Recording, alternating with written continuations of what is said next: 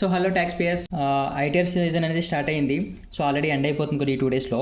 ఎవరైతే ITR 1 ITR 2 file చేయాల్సి వస్తుందో వాళ్ళకి డ్యూ డేట్ వచ్చేసి 31st జూలై 2026, అంటే 2 డేస్ మాత్రమే ఉంది.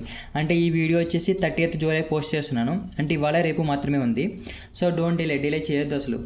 సో మీకు కనుక శాలరీ ఇన్కమ్, రెంటల్ ఇన్కమ్, అదేవిధంగా క్యాపిటల్ గెయిన్స్ ఆర్ లాసెస్, వీటిలో ఏ ఇన్కమ్ ఉన్నా కూడా ఈ 2 డేస్లో మాత్రమే మీరు ఫైల్ చేసుకోవాల్సి ఉంటుంది.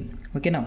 సో అదేవిధంగా చాలామంది ఏంటంటే నాకు 12 lakhs ఇన్కమ్ దాటలేదు, సో నేను ఇన్కమ్ ట్యాక్స్ ఫైల్ చేయవలసిన లేదన్న డైలమాలో ఉన్నారు. సో అలా వద్దు.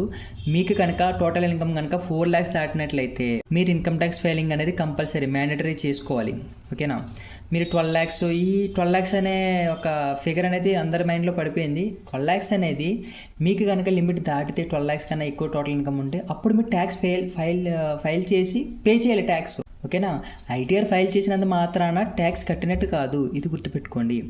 సో మీరు కనుక ఈ 31st జూలై లోపు కనుక ఫైల్ చేయకపోతే ఐటీఆర్ అనేది మీకు పెనాల్టీ పడుతుంది. ఆ పెనాల్టీ ఎంతంటే కనుక మీ యొక్క టోటల్ ఇన్కమ్ కనుక 5 lakhs కన్నా బిలో తక్కువ ఉంటే కనుక 1000 రూపీస్ పెనాల్టీ పడుతుంది. అదే 5 lakhs కన్నా ఎక్కువ ఉంటే కనుక మీకు 5000 రూపీస్ పెనాల్టీ పడే ఛాన్సెస్ ఉంటాయి. సో ఫైనల్గా ఏంటంటే ఐటీఆర్ ఫైల్ చేసినంత మాత్రాన ట్యాక్స్ కట్టినట్టు కాదు. ఐటీఆర్ ఫైలింగ్ అనేది నాకు ఎంత ఇన్కమ్ వస్తుంది అని గవర్నమెంట్కి అఫీషియల్గా చెప్పే ఒక ఫామ్ అనుకోండి, అంతే. ఓకేనా?